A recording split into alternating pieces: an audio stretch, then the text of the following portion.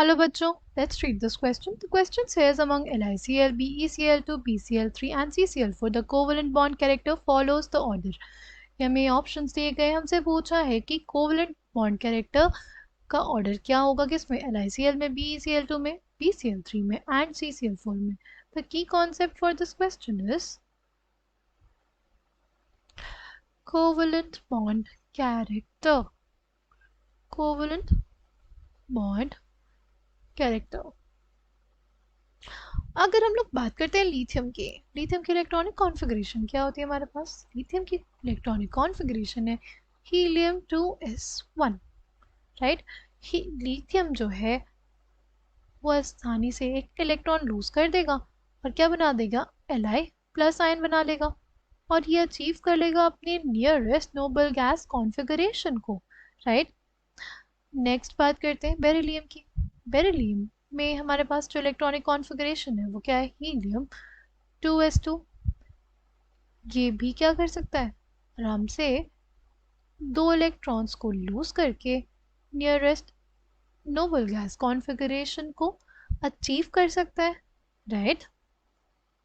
अगर हम लोग बात करें बोरॉन की इलेक्ट्रॉनिक कॉन्फ़िगरेशन क्या है, वो है हीलियम 2s2 2p1, राइट. सी, एक इलेक्ट्रॉन लूज करना कंपैरेटिवली आसान है, राइट. फिर उसके बाद दो इलेक्ट्रॉन लूज करना होगा, राइट. स्पेशली बेरिलियम के लिए थोड़ी ज़्यादा एनर्जी इसलिए लगेगी क्योंकि एक क्या है, कम्प्लीटली फिल्ड ऑर्बिटल है ये, राइट. फिर हमारे पास यहाँ पे बोरॉन को 3 इलेक्ट्रॉन लूज करने पड़ेंगे. और अगर हम लोग बात करें कार्बन की, ठीक, कार्बन की इलेक्ट्रॉनिक कॉन्फ़िगरेशन क्या होती है, हीलियम 2s2 2p2. इसको लूज करने पड़ेंगे 4 इलेक्ट्रॉन्स, राइट. सी, ये जो 4 इलेक्ट्रॉन्स लूज करना है ना वो बहुत ही ज़्यादा मुश्किल हो जाता है, right. In order to achieve nearest noble gas configuration carbon will be supposed to lose its 4 electrons.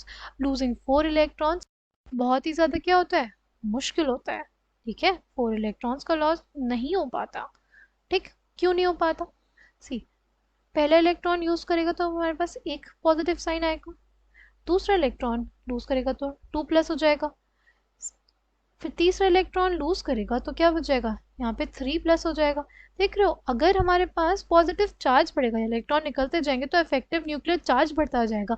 Effective nuclear charge बढ़ता जाएगा तो हमारे पास इलेक्ट्रॉन को निकाल पाने के लिए जो एनर्जी देनी पड़ेगी ना वो बहुत ही ज़्यादा देनी पड़ती है, ठीक है. इसी वजह से हम लोग नहीं, वो फीसिबल नहीं होता टू रिमूव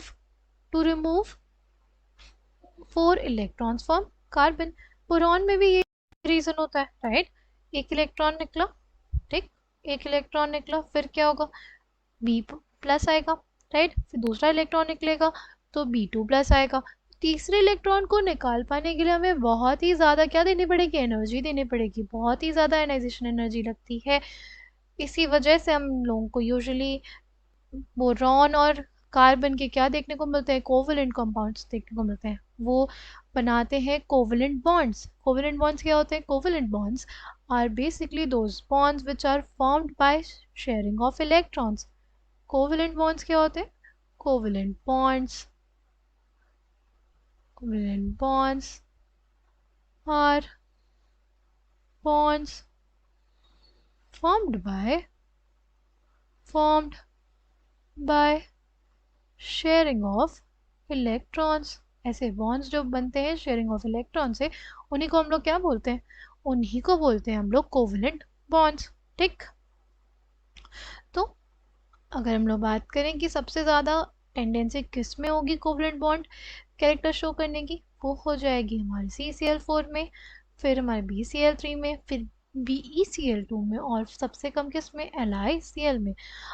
अगर हम लोग बात करते हैं Li और Be की स्पेशली, तो हमारे पास क्या होता है ना उसमें, Li+ का जो साइज है वो हमारे पास क्या होता है, बड़ा होता है Be2+ से, ठीक.